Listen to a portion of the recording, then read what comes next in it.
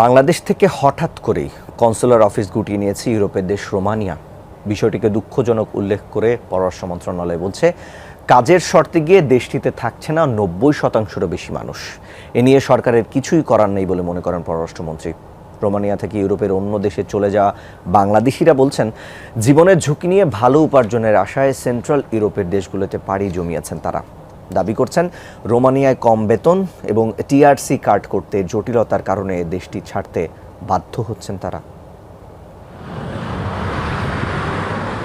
Romania ভাগ্য বদলের আশায় ইউরোপের এই দেশটিতে যেতে চান অনেকেই।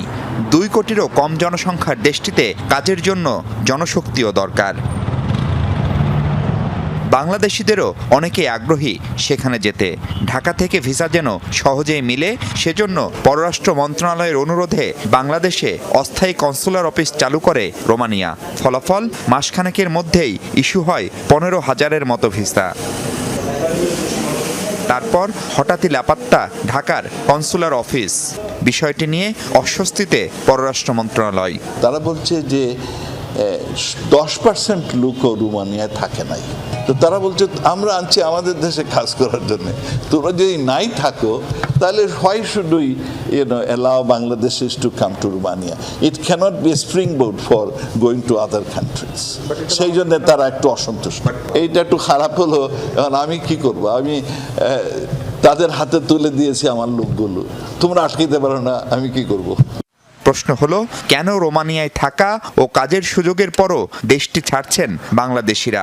ভাগ্য বদলের আশায় দেশটিতে যাওয়া কয়েকজন বলছেন, কাজের মজুরি, আবাসন কোনো কিছুই অঙ্গীকার মতো পাননি তারা। সবচেয়ে বড় জটিলতা, আবাসনের কাগজপত্র পাওয়া ও পরিবার নিয়ে আসা কঠিন রোমানিয়ায়। তাই ঝুঁকি নিয়ে হলেও সেন্ট্রাল ইউরোপের দেশগুলোতে চলে যাচ্ছেন তারা।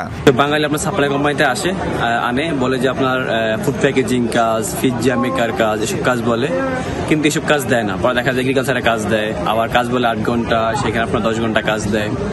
আবার আপনার স্যালারি বলে 2500 টাকা, 3000 টাকা স্যালারি বলে, সেখানে 2500 টাকা স্যালারি দেয়। এখানে যে পরিমাণ আমরা পরিশ্রম করি সেই তুলনায় আমরা বেসিক বেতনও পাই না। আর বেসিক বেতনও পাইলে এখানে আমরা সর্বোপরি কাগজটা করতে পারি না, যেটাকে বলা হয় TRC card.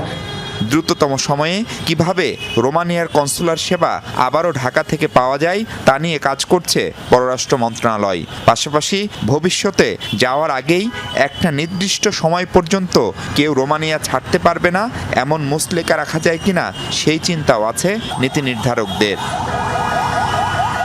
Mahfuz Mishu, Jamuna news, Dhaka.